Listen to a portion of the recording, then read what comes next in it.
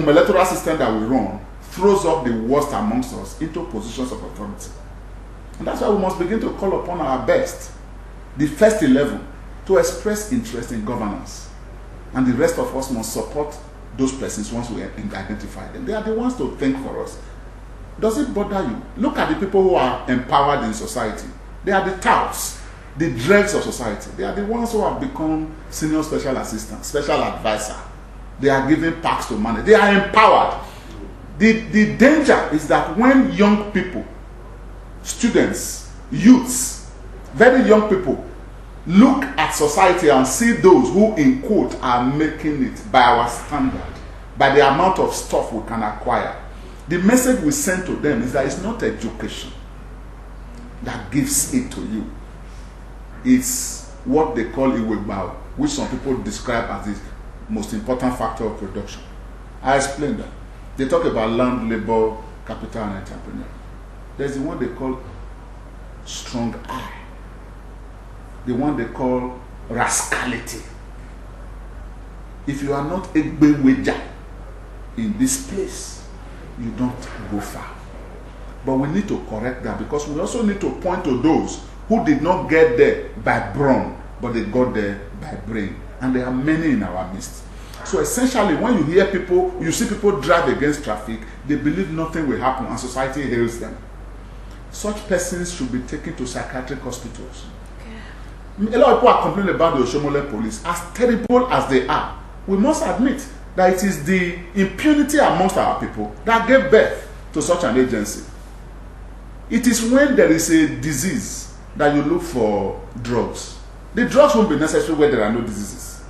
So our society has not been arranged in such a way that we see good and we do it. What attracts us is evil, because that's what society celebrates. We've got to change the way we do things. We've got to, on our own, without, look, do you know that it's a general saying amongst people who drive, that once it is 6 o'clock, you don't obey traffic light. Some people even go to the extent of giving you, they'll give you a reason.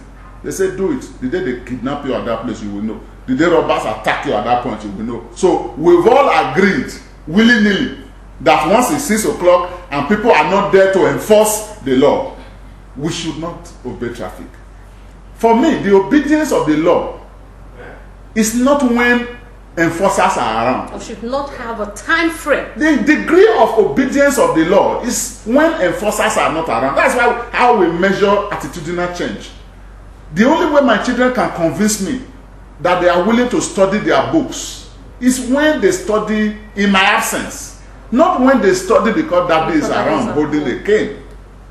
And that's where we need to move to in society. That's why there's a responsibility of the road safety which I feel is not being carried out. It is the area of enlightenment. One thread, I quickly say this. When government sets up agencies like road safety, Oshomole Police, Traffic Division, AVIO and all of that, it has become a revenue generation thing. Not aimed at instituting change. That's the point I want to raise. I want to digress a little. I agree with you that the attitude of Nigerians, or a normal Nigeria, is supposed to obey the law when the agency that is not there, that has been put in place to control, is not there. But it's difficult. Now I quarrel with the those state road traffic agency. They normally call Oshomole Police. Okay. What is the essence of creating these people? First of all, they are an intervention agency brought about because, to me, there is a shortfall in our police system. The manpower in the police is not commensurate to the job they should do, because what Oshomole Police, as it stands, are doing are police duties. So they are supposed to be properly trained in such a way that they ought to be respected by the people, but not being used as exploitative agencies for the purpose of extorting money from the people. Let me give you an example. In Lagos, LASMA, you people respect LASMA more than even the police. Sorry, I use that. Because the head of LASMA was a well-known, disciplined and renowned police officer, retired commissioner of police, when you bring such a person in to head an agency of that nature, you will discover that it will carry an embodiment of respect, discipline, and the essence will not be for them to ensure that people are made to stand and ensure that they follow the law. Secondly, policing traffic at night is also very important. You can't walk to 6 o'clock and you go home and you expect that there will not be chaos from 6:30 to 10. You must have shift duties.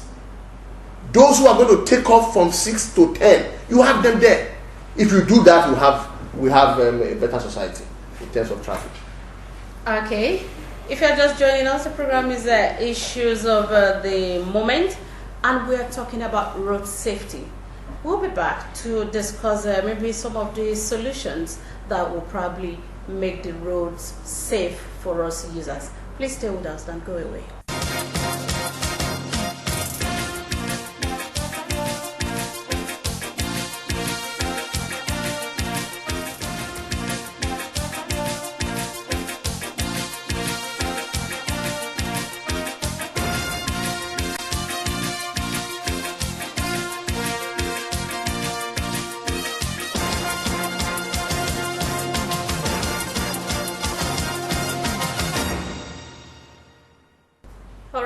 It is a road safety on issues of the moment. Now let's go back to our traffic lights. Okay, it's good to obey the laws when the people who represent the agencies are not there. Good. You know, I had a cousin who got this job in Johannesburg, South Africa, and being a Nigerian, he was driving late in the evening at about 9 p.m. and he got a traffic light. He beat it. Seriously, on a weekend. And within a few days, he was slapped with a $500 bill. He paid. Second time he did it. Now calculate 2 $500 bills. That's $1,000, which I would say is about 150,000 wherever you change it from.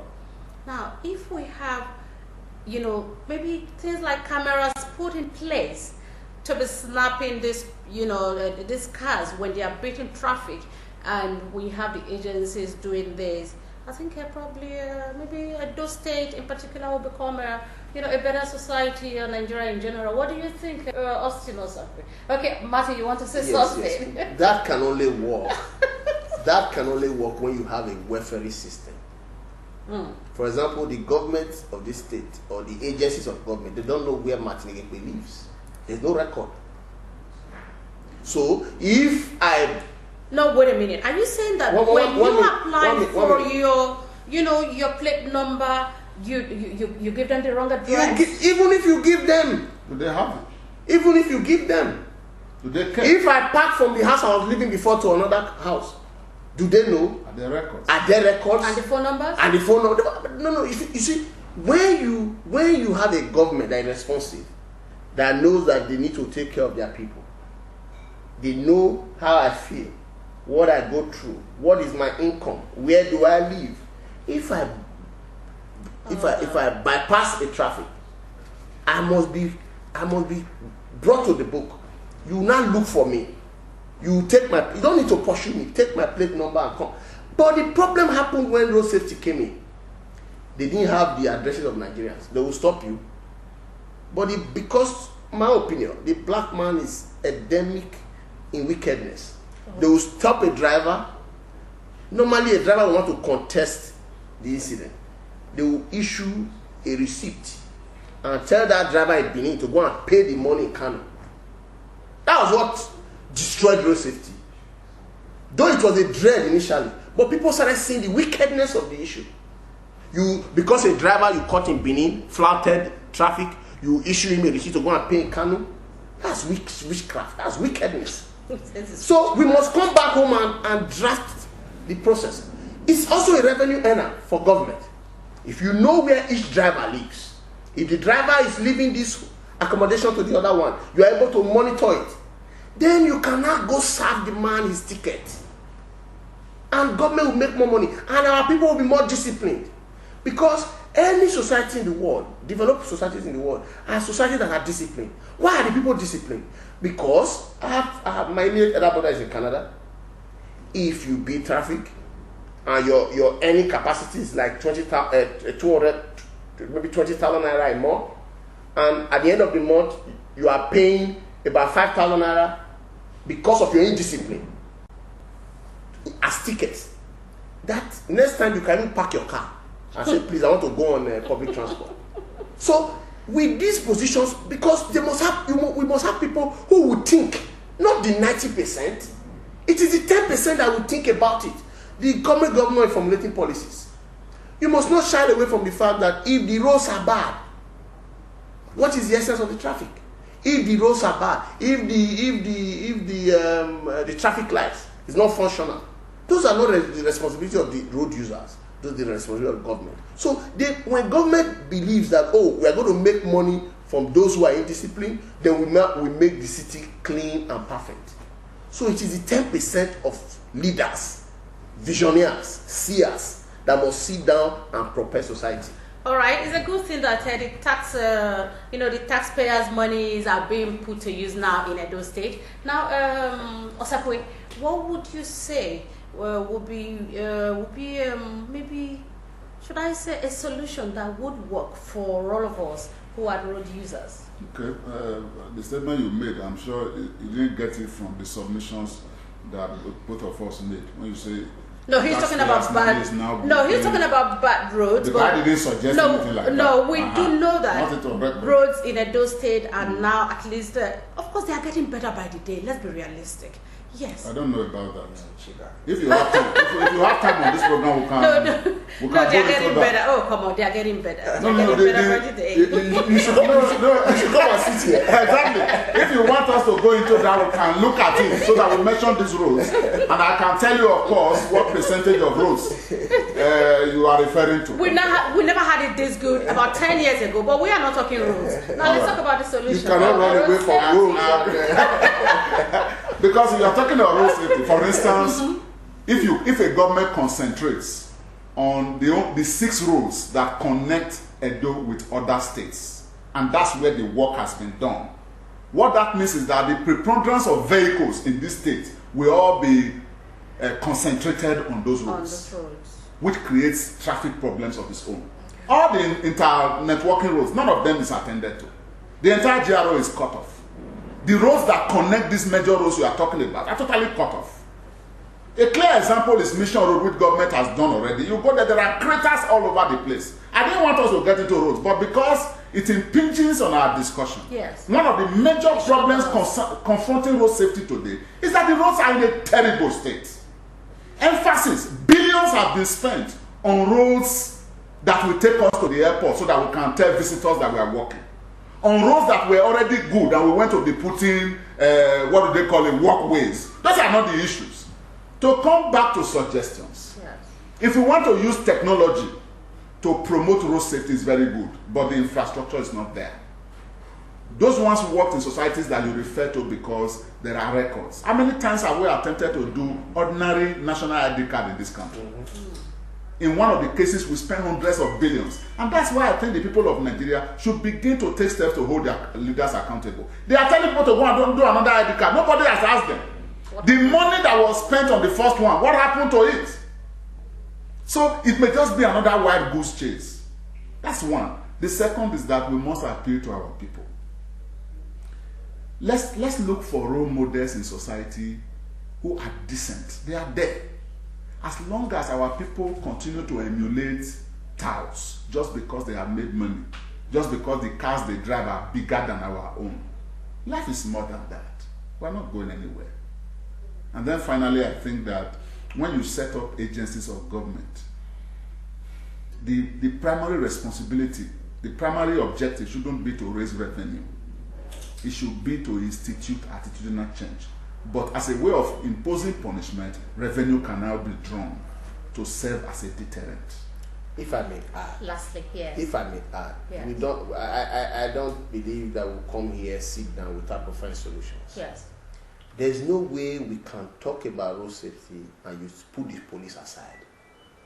In terms of traffic, the police is a vital institution.